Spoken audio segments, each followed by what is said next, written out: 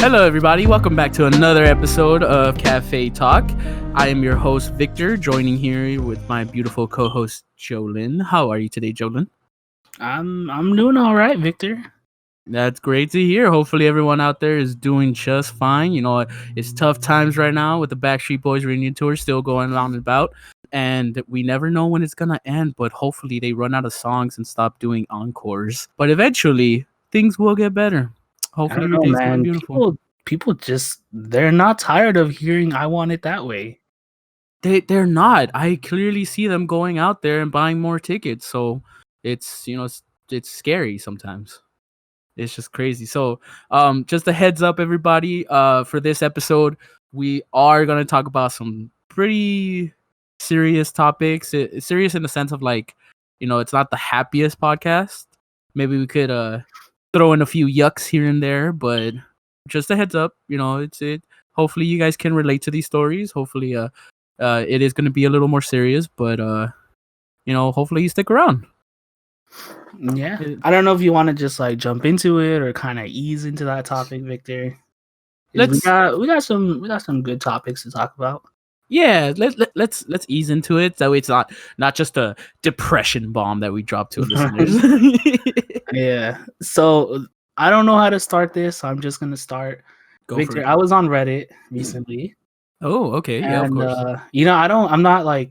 I don't really follow r/stories. I just thought maybe if I read someone's story, it'll like spark something from my past that I don't remember. I decided to block out. Yeah, And it would unlock make a for good memory. podcast content. Yeah, definitely. And my suspicion kind of succeeded. I stumbled upon a story of this guy. The title of the story, Okay. if I can bring it up. Is So it the just title of the post is "So in high school, I had a girl anonymously kiss me. I still think about her to this day." Ooh, okay. And in That's the story, wholesome. he kind of says that like he wasn't having the best of time when he was in high school. You know, his mom got diagnosed with cancer, and he was in an abusive relationship with his stepdad. It sounds like things worked out just by the post itself, but he recounts this time in high school where he was feeling particularly down. And out of nowhere, this girl just like comes up to him and just like gives him a peck on the cheek and leaves. The only thing he remembers is that she had these really colorful shoes because he would just like look down at people's shoes all the time. Oh, yeah, that shows that he was really depressed. So he spent the rest of high school like looking down at people's shoes, trying to find this really colorful shoe girl. And he never did, but he's like, whoever that girl was, like, thank you. Like, I still remember and I still think about it to this day. Oh, that's nice. That's good. Yeah, so it left off on like a good note. Yeah. And I just wanted to ask, like, do you have an experience like that? Or something similar to that? Well, first of all, just from the story alone, it sounds great. Like it really does show that your actions do impact people on a daily basis, even if you think they don't. And it's like such a simple action like that could save someone going through like the harshest time of their lives. Yeah. So I love that. That's a great story. Unfortunately, I haven't had any story like that with a girl or with a stranger, but I have had a similar story, and it's one that you know very well. Yeah. And in high school, that was like the most depressing time of my life, just because like I was getting a glimpse of what real life was gonna have to offer. So my depression hit really hard during that time, but you guys helped me a lot through it. I could always count on my friends, and I was the type of guy that like I hated school. I hated the whole system of school where it's like knowledge is not the main priority. It's just grades. It that depressed me further, where it's like the teachers don't care about you because it's just a job for them. The counselors clearly aren't there for you. Like they're literally just they don't care about their job. They don't care about the students.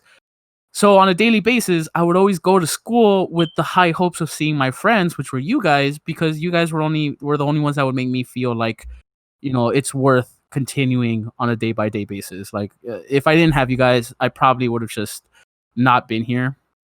So so even when I was having a good day, even when I was laughing it out with you guys, even though like we were, just having a great time, my resting bitch face, quote unquote, like my resting face was apparently a very depressing one. I would always be looking down on the floor. I would always just look sad. But even if I wasn't intentionally trying to do that, I would, I would appear like that.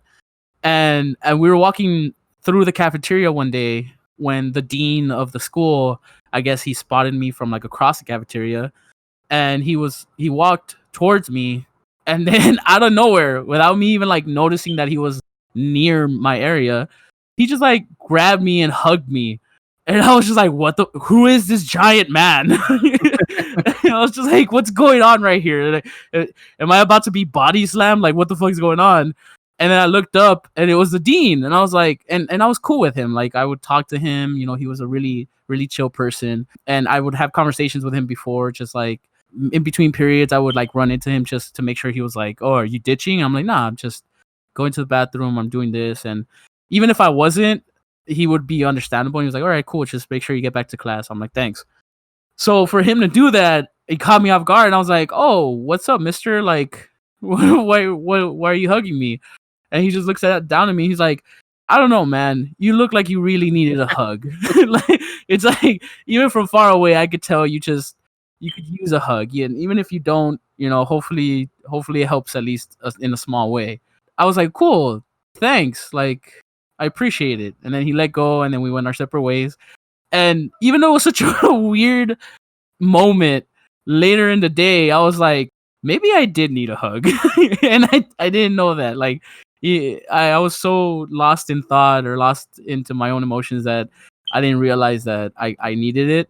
And right now I laugh it off because it's a funny ass story. Like, I was not expecting it. I think about it, and it made me realize that he actually did care about the kids. Like, he gave a shit about his job. Like, it wasn't just for the money. Because for someone to notice that from a distance, you got to be on it, and it's kind of you got to be brave to do that shit, because it's like any small action could be misinterpreted nowadays. So you got to be careful. And for him to do that, like I appreciate it, because that day I really did need a hug, and it made my day brighter a little bit. And it fucking turned out to be a funny ass story afterwards to tell everybody. So yeah, it wasn't a life-changing event, but it was a welcomed one. Yeah, it's one that you remember. Exactly, and I think fondly of it. I was like, thank you. Good teacher, man. Good person. Yeah. What about you, Jolene? Did you ever have any experiences with a girl or anything similar like that? I don't know. Before I get into that, I don't know if you heard that. There was something scurrying in my attic. What? And it sounded too big to be like a rat. Jonah, you're fucking. Is this a horror podcast now? What's going on, man? No, I'm serious. Like, maybe I could play the audio later, and you can hear like the scurry if it caught it. But it was like something huge. Oh, dude, nah, don't do this, man. Not now, man. No, I mean, it's probably creepy. Like a cat, or like the off chance that it's like a possum. In your attic, or are you sure it wasn't like on your roof? No, I have an attic like right above my room. Oh, I don't know, man. But something scurrying up there. That's how all demon stories start out. You start hearing some noises, you hear something move about, and then you go investigate, and you see something in the shadows, and you're like, fuck that. Forget that. I'm not gonna investigate. I can't even like go up into my attic. You don't have the little hatch on the roof? Yeah, I do, but like the room where the hatch is at is like, you just use it as like a storage room. Oh, okay. But I mean, I gotta move a bunch of stuff in order to like get access to the ladder and then climb up there. And I don't even think I fit in the hatch. Too fat. Yeah, I don't think I fit in my hatch either. Yeah. Anyways, yeah, I have like an experience similar to that from high school. But it wasn't like a random girl. It was someone that I knew, and at the time kind of had a crush on. Oh, okay. And was it like unexpected too? Yeah, like I think so. In our freshman year, like the way that our high school was designed was that there was a bridge that connected the school to the other side of the street. Yeah, so and the students would cross over to the bridge. The students would cross the bridge because we would get bused to like the school. Yeah. And half of the buses would park in front of the school, and the other half would park on the opposite side of the school, and ours was on the opposite side. Yeah, I remember. So it just so happened that day it was like just me and that friend. Like I don't know where you guys were, I don't know where her friends were, but it was just us two. And then we were talking, and she kind of said something like self-deprecating. Oh, okay. I don't remember exactly what she said, but as a cliche kind of thing, it was along the lines of like, oh, you know, no one's gonna like me in like 20 years or something, or like I'm gonna end up like alone. Ooh, It was something like that, like not you exactly. sure? But I know which friend you're talking about, and I was just gonna say, like, you sure it wasn't anything about like her parents? Because I remember their parents were very strict. what I remember is that what she said was self-deprecating. Okay. And then instead of giving the usual answer of like, no, like, you know, you just gotta like work on yourself, or like everything's gonna be okay, I Yeah. threw her like a curveball that kind of like hinted that I had feelings towards her. Like if she said something like, oh, I'm just gonna stay alone forever, I like my response was something like, well, I'd still be with you even if you were alone. Oh, I was gonna ask that. I was like, do you remember what you said? It was around that. Around those So, lines. like it wasn't exactly, but whatever. It was something like edgy and cringy, but kind of like like kind of kind at the same time. It wasn't like edgy. It was, if anything, it was like what people. It was would call edgy, Victor. I didn't look at her directly. I looked off into the distance and I said it. Well, I mean, like it sticks out to me because I was like, dude, that's so cringy. Like just look at her and be like, yeah, like everything's gonna be okay. But see, it's like in those moments, it doesn't matter if it's edgy, cringy, or fucking corny as hell. It's like sometimes in those moments, people need to hear that sort of stuff. You know what I mean? It's like you're like opening each other's hearts, or you're opening your hearts to each other. So it's like whatever you label that action as doesn't really matter anymore. Yeah. So I don't know. Regardless, to me it was cringy. Okay. After I said that, she was kind of like Caught off guard. stunned, like she didn't know how to respond. Oh, okay. So she just like gave me a hug, and then she like kissed me on the cheek, and then I don't remember if I asked her like why'd you do that, or if I just kind of like stayed quiet, and then she like saw her bus come and she left.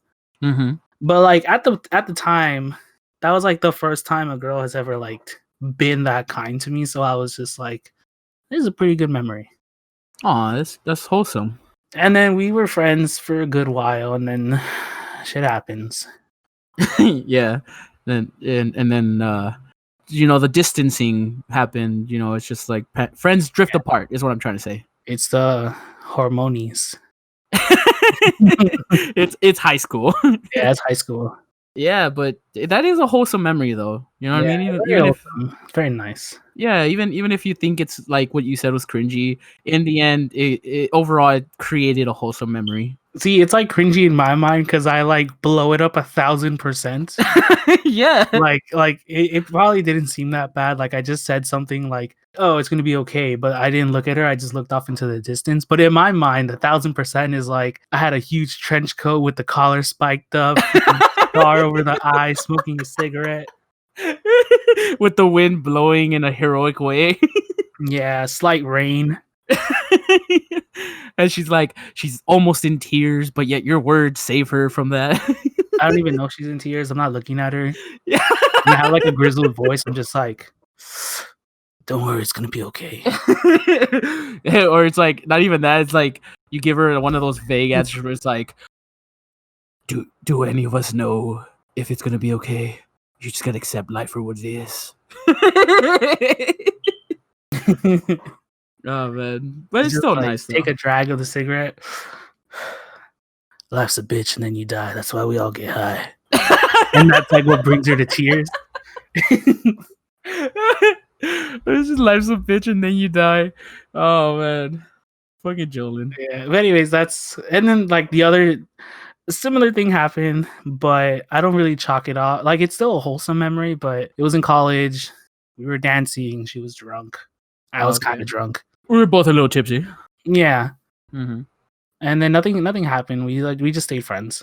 But yeah. But what happened with that one though? Like what was the story? Like what's going on? Like all right, just a quick summary then. Like just quick summary. So you were both drunk. You were dancing. Okay. quick summary. I get invited to this party. We show up, we eat, we drink, and then I think it was her friend who was hosting it. She starts dancing with another friend that I went to the party with. So then that friend like grabs me and she's just like, "Hey, let's dance." And I was like, "All right, fine." And so we start dancing, but she's like too drunk that she's just like tripping over her own feet. So I'm like half holding her up. Uh-huh. And then she just kind of like catches me off guard and it's just like, I know you don't like dancing and I'm kind of annoying you, but like thanks for dancing with me. And I was just like, yeah, sure. And then she just like looks at me and then gives me like a peck on the cheek.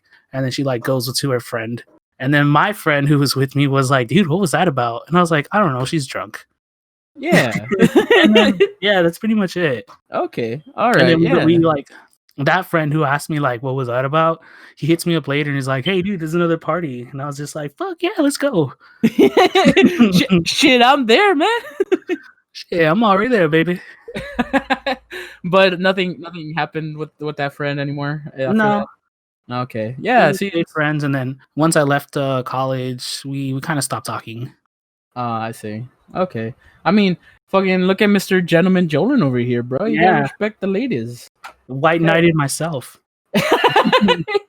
But at the same time, it's like you can't fucking just take advantage of someone when they're drunk like that. Yeah. Or like she was vulnerable because she felt like she was bothering you. You know what I mean? So it's like you can't just jump on that opportunity. It's not fair. But yeah. But good job, I feel Jolin. like thank you. I feel like this is a good time to take a quick break for our Spotify listeners. Yeah. For you on YouTube, you can pause, stretch your legs, go out, get something to eat. Get a nice cold one with the boys. Exactly. And if you're listening on Anchor and Spotify, don't forget to like or Follow or heart. I don't know what the thing you can do on Spotify is actually, but just follow us. You can keep up to date when we release new episodes, and we'll be back after this short ad. We'll be right back. And we're back. How's it going, everyone? Did you miss us? Hello. So yeah, after that wholesome kind of trip down memory lane, Yeah. Victor, I gotta be honest with you. Quarantine / having a 7 o'clock class in the morning is kind of messing with my sleeping schedule. Is it really? Yeah, I sleep earlier, I wake up earlier, and I woke up like at 4 this morning. Oh damn, okay. And I was just like chilling in my bed watching YouTube videos, and I kind of had like a depressing thought. Oh, what came to you? So like I imagined the future where like I'm somewhat successful at what I do. Like my parents are proud of me. I make a lot of money. I have like a beautiful wife and like a good house and everything I've ever wanted. Right? Okay. That sounds pretty good. But it's like, I like the depressing part was like, what if it's not enough? Like even if I have all these things, like I still don't feel like complete inside. Oh, like what if? So your thought is like, what if you still feel like something's missing? Yeah, when like everything that I feel like I want right now is achieved like later down the line. Yeah. Oh, that's a tough one. Holy shit. And then I was like, what do I do if that happens? Like, I don't know. It was just like a really weird thought to have like at 5 a.m. Yeah. But it's true though. Like, it is a possibility because you never know what life might bring. Yeah. The simple answer is always just like, oh, there's always, you could go to a therapist and they'll help you out. What if that's not enough? What if that doesn't help you? Yeah. It's like, who goes to therapist? Am I right? I mean, honestly though, even though it's a stereotype, it's at least it's true in my household. I feel like a lot of the Latino community feels like that. Yeah, where it's like we believe in therapists. We believe in like tequila shots and listening to rancheros. Yeah, where it's like where where it's just like a part of life to be depressed. So it's like just get over it, like you'll be fine. But like we don't want to acknowledge our emotions. Well, what was I gonna tell you about that though? There's this one thing that I saw where I think it was a meme. It was supposed to be a meme. I don't know. It was like a few years back. It was like 5 years back, where it was like a Rubik's Cube guy. Like it was just a guy with a Rubik's Cube for a head, and his Rubik's Cube was solved. Like he was in his like 30s in a suit, and it was solved, and he was like happy. and then he was looking back at an old photo of him as like a teenager, and his Rubik's Cube was all messed up and like unsolved. And I think the caption was something like thinking back to those days where I thought we have what we always wanted. And it's a pretty scary thought to think that we might feel that way. Yeah, I get you. Well, what did you think after you had that thought? Like, what was your process? Yeah, I was gonna say like this thought started depressing, but I kind of turned it around. Oh, how? Because I think with me, it's very cliche to say, but I'm more of a enjoy the journey instead of arriving at the destination kind of person. Yeah. Like right now, for example, with my computer science classes, like I hate it. It sucks. Like I'm so frustrated that I'm not better at computer science, but it's Yeah. part of the journey, you know. You're not going to dive into something that you're brand new at and be amazing. It's kind of like with art. Like when I first started drawing, I just drew stick figures and like horizontal E's for seabirds Uh-huh. and stuff like that. And then now like I do stippling, I do digital art, and it's just because I've cultivated this process. And like I'm still happy with my art because I don't feel like I've reached like the plateau or like the pinnacle of art yet.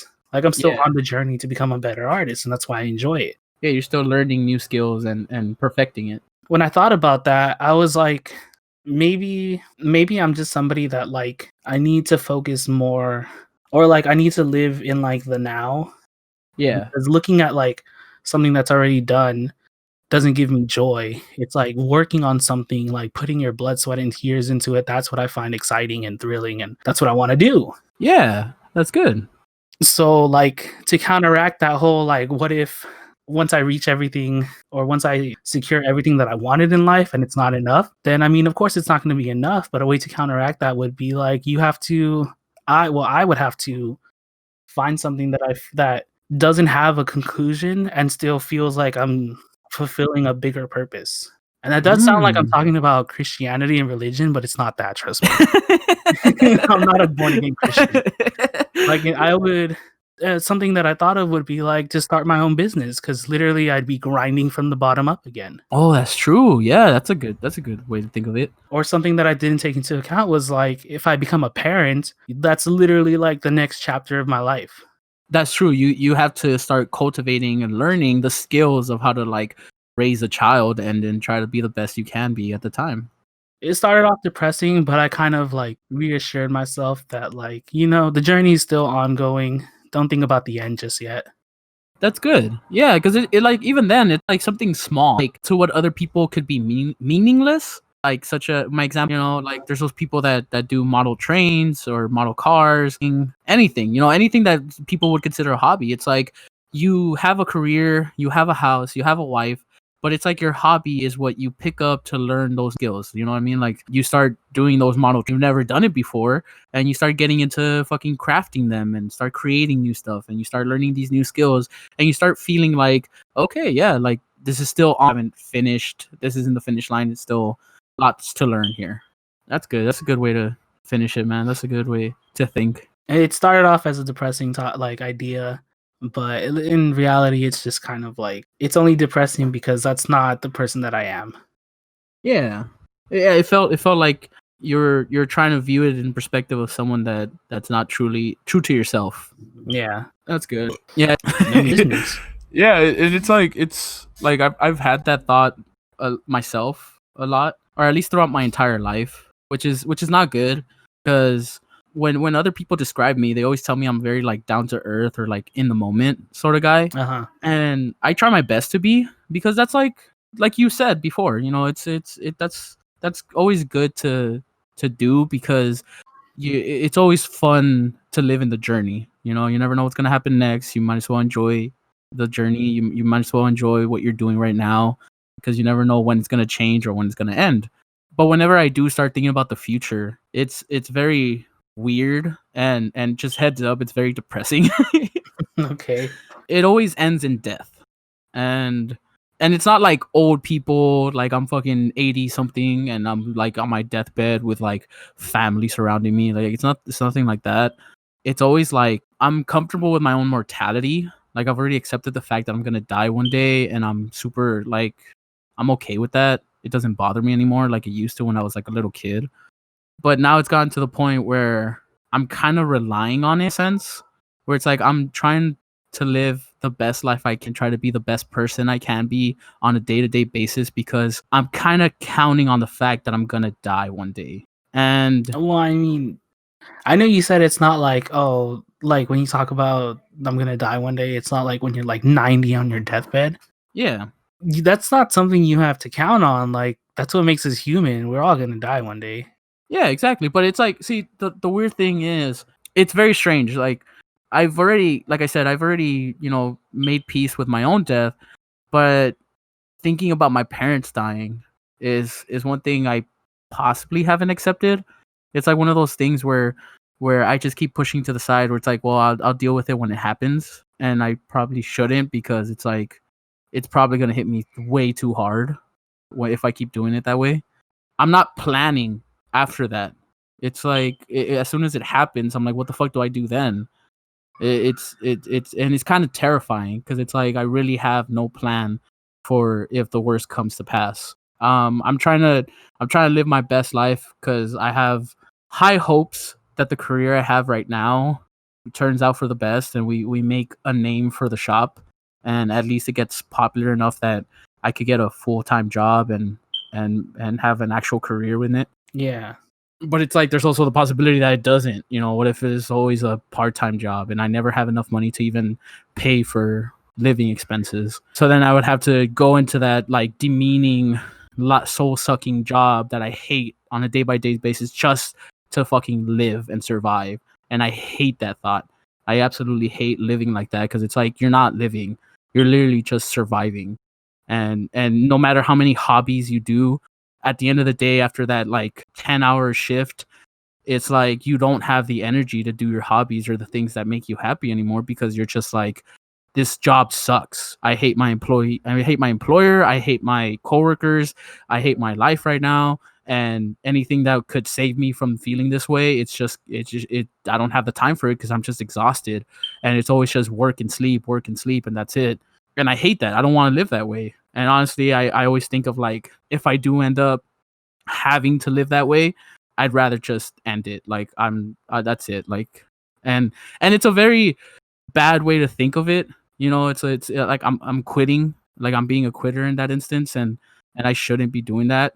But it's that sort of idea where it's like I'd rather die than fucking torture myself while I'm alive. And that's why when I say I'm kind of counting on it, it's like I don't have any backup plan for if shit hits the fan. I'm not gonna quit right away. I'm still gonna try my best to turn things around and make life good again. But it's like, if turning things around means me being unhappy, then I don't see the point to life anymore.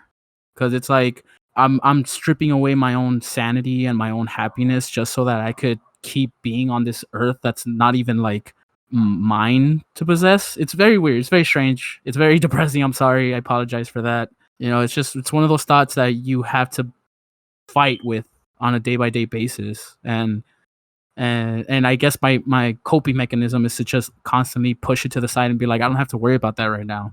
Like it's best if I don't think about it right now, and it's best if I just keep living in the moment. But it's reality, like what if it does come to pass? Like what then? Yeah. Yeah. So Yeah. I mean, I understand like what you're saying and where you're coming from, because it's like if I use my parents for an example. Yeah. All right. My mom isn't like that. Like she actually like really likes her job. She doesn't see it as like soul sucking or remedial or tiring. Mm-hmm. Like she enjoys it. But my dad, he's always had to do like rough manual labor. Yeah. And he falls into that category that he complains about his job. He used to be a machinist, and then he became no, he started as like just some warehouse worker at like Yeah. Coca-Cola. Oh, And shit, then okay. and then he became like a machinist for some like metal shop in Santana.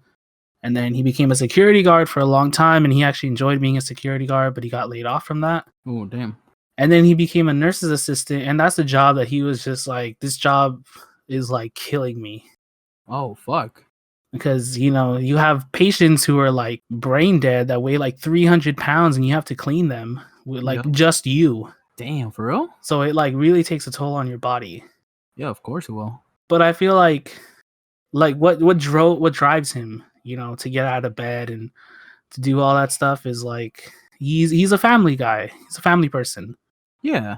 So like providing for his family, like, and seeing that we're happy and fed and we're getting an education, that's what gives him purpose. That's great. You just have to find something that gives you purpose, that overcomes that sense of like, my job sucks and my job is soul sucking. Yeah. Like, it overrides that. See, and like I agree with you because that's how my parents are too. Like at least my dad. And even though, my dad my relationship with my father isn't like the best cuz growing up we both have anger issues and we're constantly fighting and butting heads. Like that doesn't mean I fucking don't love him. It doesn't like diminish my love for him.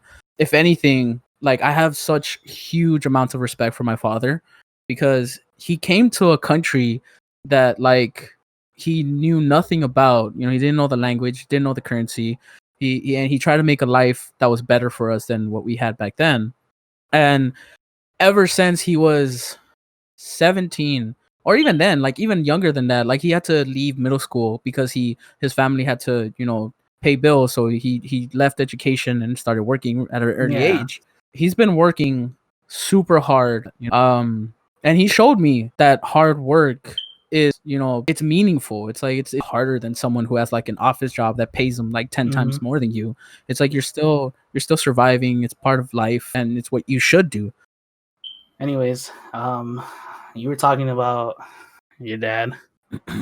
Oh no, so to the potential like future lover I may have, like I was saying, on one hand, I tend to avoid trying to form a relationship of that sorts because I don't want them to invest all this time and energy and emotions just for me to like quit whenever I don't want to deal with life anymore. So I don't want to do that to them. That's fucking putting their emotions invalid, making their existence invalid, and like I don't think it's worth putting their time in me for that reason. But on the other hand, kind of like your parents, I myself am also like a family man. Like I'm like if I were to have a family, I'd give everything I have to them. I put 110%. They would become my life. I would love them to death, that sort of stuff, just like my father is as well. But I don't want to get to that point, and it's not because I'm scared of it, and it just goes back to like I guess it goes back to like my past trauma where my dad would have anger issues because he would be incredibly stressed out because of the job he hates and the workload that was too much for him to handle. So he would get home and any small thing would like make him explode, and he would like take it out on us. And he came to realize what he was doing, and he like became a better person and try to manage his anger and realize like whatever happens at the workplace should stay at the workplace. I shouldn't take it out on my family because they have nothing to do with that. But growing up, as a young adult having kids, he was like 20, 24 or something like that, and he didn't realize that at that time. So growing up, like I was very traumatized by like anger on my father's side. So I don't want to become that. That's the whole reason. Like I don't want to have kids because I don't want to give that life to my kids as well. Because I know that I am my father's son and I do have the same issues as he does. And even though I am more educated on how to deal with my emotions and I'm more I guess woke to just how I act and to my actions and repercussions of those actions. I know if I do end up having kids and a family and I do end up in maybe a soul sucking job, there are going to be days where I just snap because I can't handle it and I don't want to take it out on my loved one and I don't want to take it out on my kids. It's like I just rather avoid the possibility of that happening overall, but just not even having kids in the first place. It's like I would kind of it's fucked up to say it this way, but I feel like I would kind of be trapping myself in this life by having kids, because I would want to see them grow up. I want to see them, give them the best in life. I want to be the best parent I could be, and I would be like chaining myself to this. I wouldn't have the escape that I have now. And I know it's like really fucked up way to think and live life with that mentality at hand, but it's like at this point I really don't care. Like at the same time, I'm not trying to diminish anything my friends do for me. I'm not trying to diminish my own actions and what I've done and affected people. That's the whole reason why I live on a day by day basis. Like I'm trying to make the best day every single day I wake up. And I am trying to improve myself to be more kind, to be more open minded, to, help people any way I can, whenever I can. But it's like, because of that fact that we're all gonna die, it's very like existential. It's very it doesn't really matter in the end, because it's like, if you go, might as well leave them with happy memories, might as well leave them with the good thoughts and the good deeds that you did and the good ways you affected their lives, rather than just leaving and just having people hate you for that reason. It's very weird, and I apologize if this it is a really fucked up thing to say, but it's just the way I think. Yeah, I mean, I was gonna say that, like, having kids and starting a family, like, it's not for everyone. Yeah. Like, for some people, that's that's what they want. Like, I talked to my parents, and even my dad was like, "Yeah, from a young age, I already knew that, like, I wanted to be a dad. I father. wanted a family." Yeah, that's good. And my mom was the same way. I mean, originally they planned to have like 6 kids, Oh, damn. but like my mom just physically couldn't, Yeah. because all of her pregnancies she had to get like C-sections. Oh, really? Were, Yeah, we were were you guys just big babies? huge babies. Yeah. Damn. Like, I think I was like a good 9 pounds, Oh shit. Damn, Jordan, and look then at my you. 2 sisters were like 7 and almost 8. Yeah, I think myself, I was an 8-pound baby as well. Yeah, so that was a lot Yeah. for a small, like, 4'11" woman. Yeah.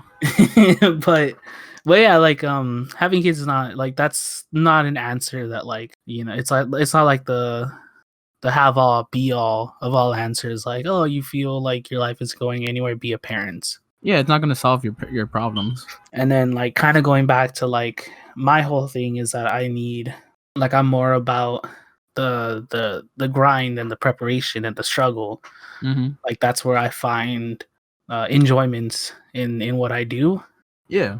Like, if your whole drive is, I just want to live comfortably, then that's like enough. Mm-hmm. Like, that can be the thing that pushes you to, go to like a 9 to 5 or whatever it is. Yeah. I mean, it's like, I'm not, like, I know possibly I gave the wrong impression. I'm not a lazy person when it comes to my job. Like, I'm a lazy person at home. Like, I fucking would love to watch videos all day, play video games and stuff like that. But that's just like my personal time when I have nothing to do. When I'm at work, I give it my all. I will work and do things that like are out of my way. I will make sure that this company is succeeding, just because I was raised on those morals, that if someone's paying you to do something, then you better give it your best, because you're getting money from them. They're paying you to do such a thing.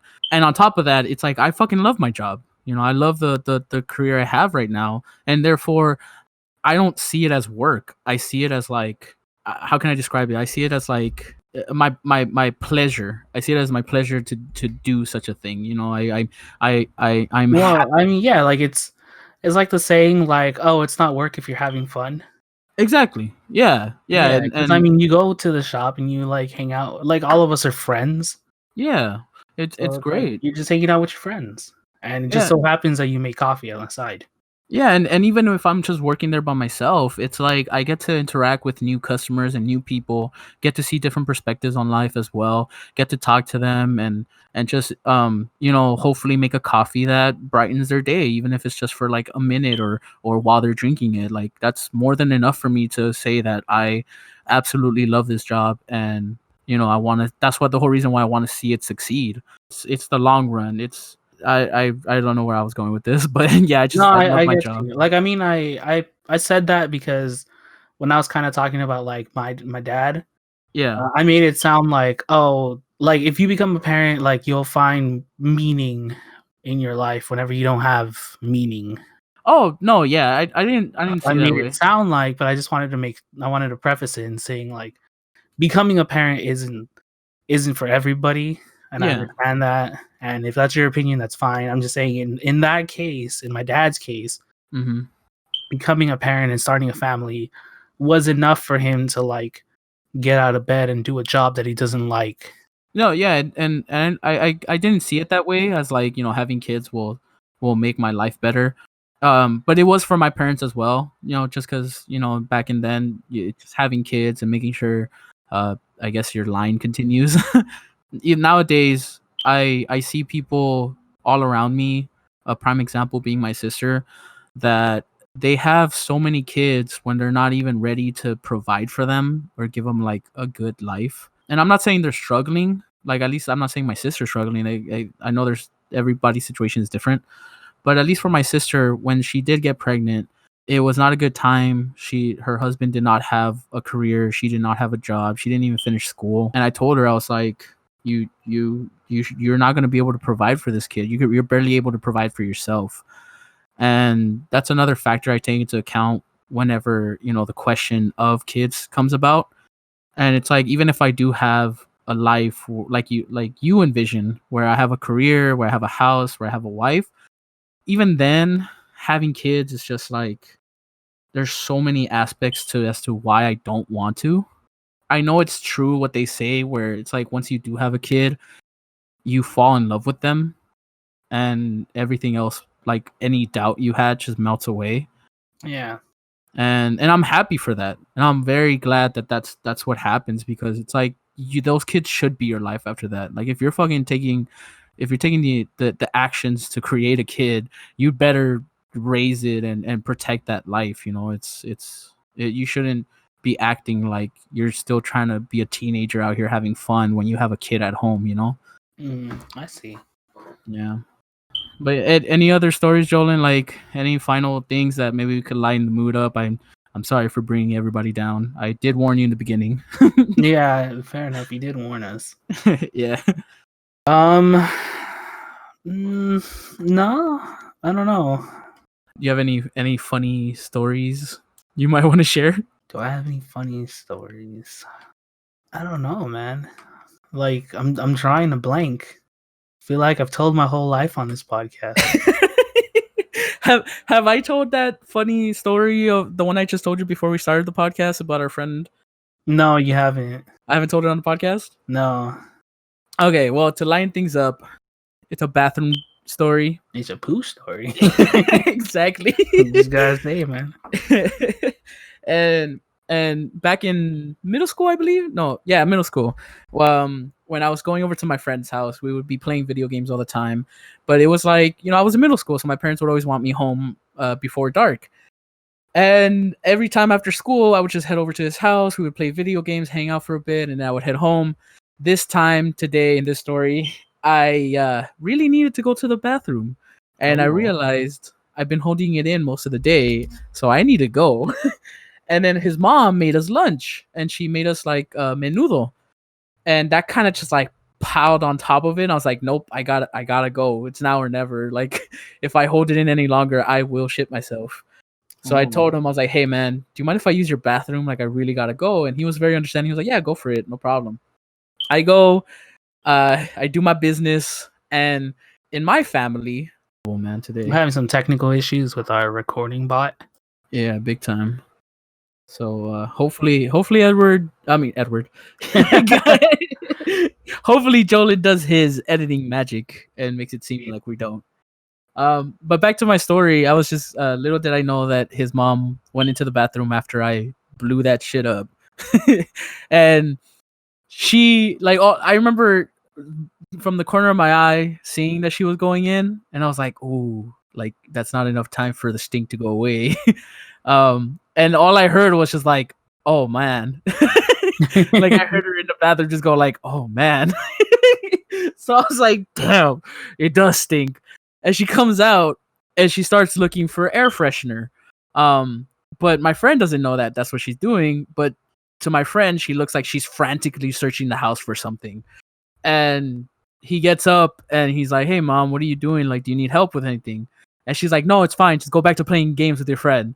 And he's like, "Well, you're searching for something really bad. Like, do you want help?" And she's like, "Okay, fine. I'm looking for air freshener. Do you have it?" And he's like, "Why do you need air freshener?" And she was trying to be so nice and not embarrass me. And she was like, "Okay, fine. If you're not gonna tell me, just fucking go back to playing with your friend." And he was like, "Oh, well, the air freshener's over there. Or like, if you don't want to tell me what it's for." And she was like, "It's for the bathroom, like dummy." And he's like, "Why? Does it smell bad?" And she tried to pass the blame on to his little brother, not to me.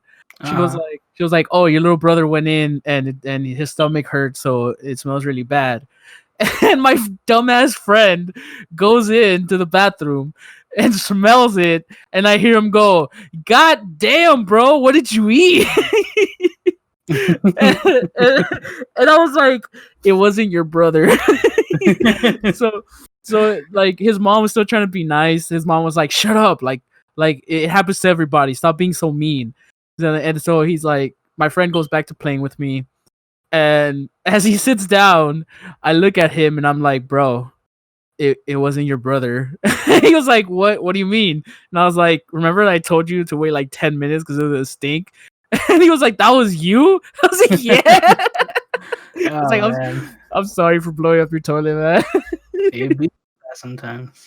Yeah, I'm sorry. Like, if my friend's listening, if you know who you are, just I'm sorry for that, but it's a funny story. We laugh about it.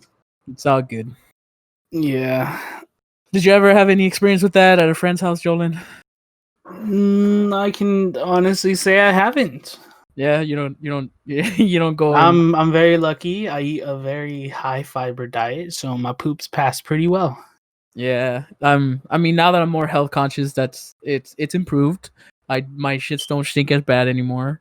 But back then, oof, little Victor did not know any better.